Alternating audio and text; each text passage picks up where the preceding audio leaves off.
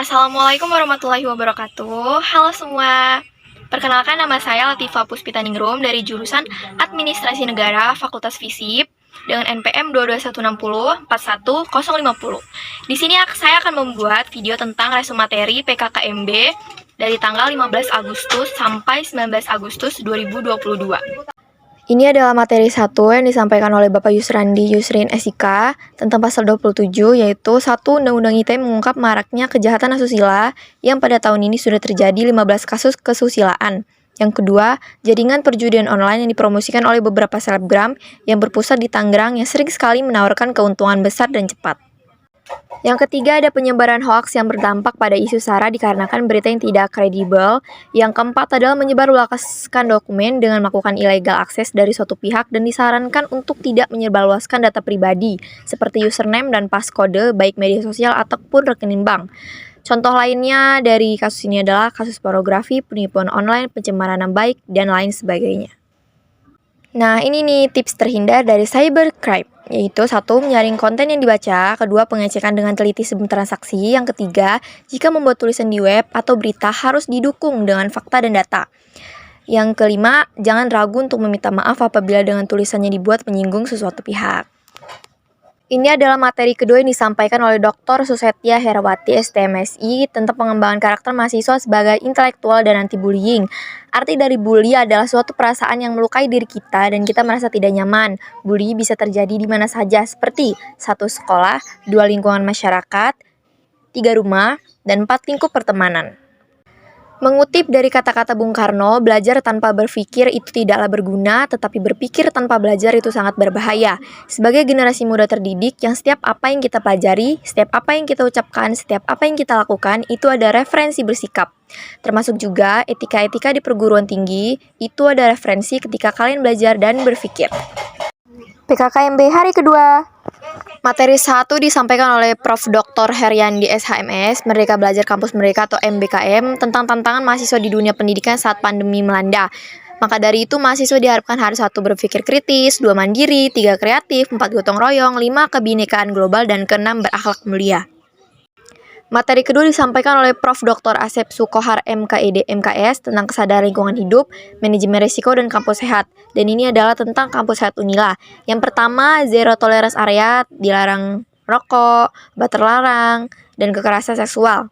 Yang kedua, pengelolaan sampah, tentang pengolahan sampah terpadu. Dan yang ketiga, parkir terbaru untuk mengurangi polusi.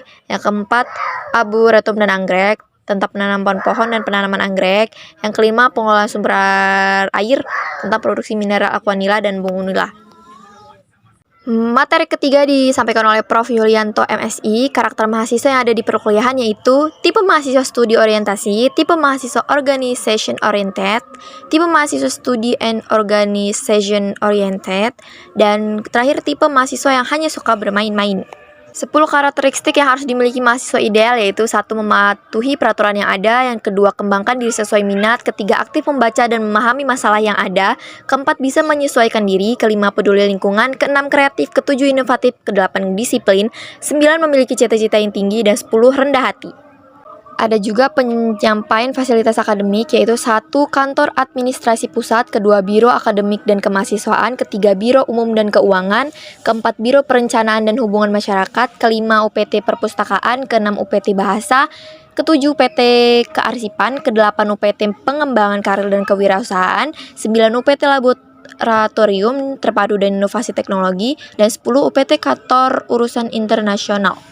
Di sini saya akan menyampaikan tentang materi PKKMB pada hari Kamis tanggal 18 Agustus 2022 dengan tema Ciptakan Mahasiswa Berkarya dan Berinovasi dengan judul. Pada materi ini dibahas tentang mahasiswa adalah seorang pelajar yang belajar menuju dewasa dengan diajarkan tentang pendidikan menuju tahap orang dewasa yang diharapkan mereka bisa bertanggung jawab pada diri mereka sendiri. Dan pembimbing atau para dosen diharapkan mengarahkan mahasiswa untuk menuju passionnya masing-masing.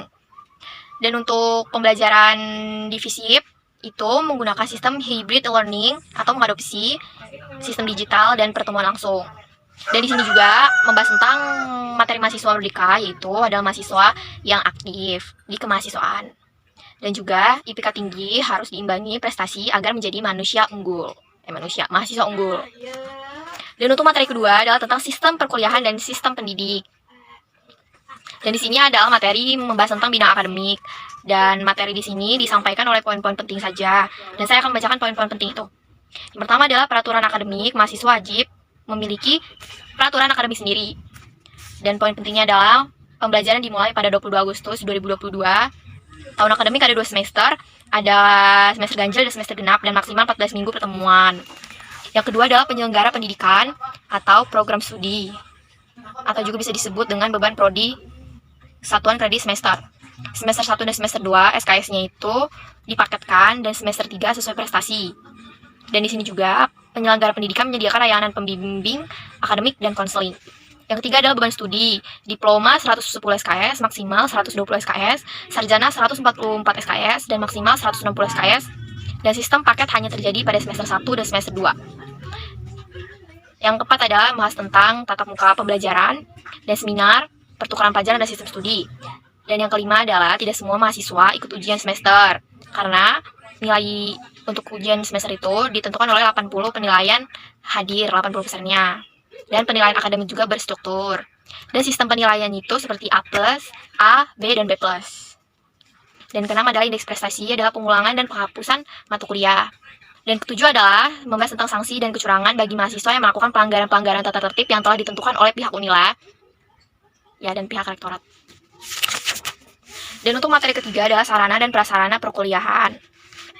Di FISIP sendiri terdapat banyak sekali fasilitas yang dapat digunakan oleh mahasiswa, seperti contohnya ada smoking area, ada food court, ada working area buat belajar bekerja. Dan di sana juga, di FISIP juga, menerapkan sistem zero plastik atau lingkungan tanpa plastik. Dan untuk sistem lab-lab yang bagus, mahasiswa diharapkan melaksanakan pembelajaran dengan baik. Dan materi keempat adalah hak dan kewajiban mahasiswa.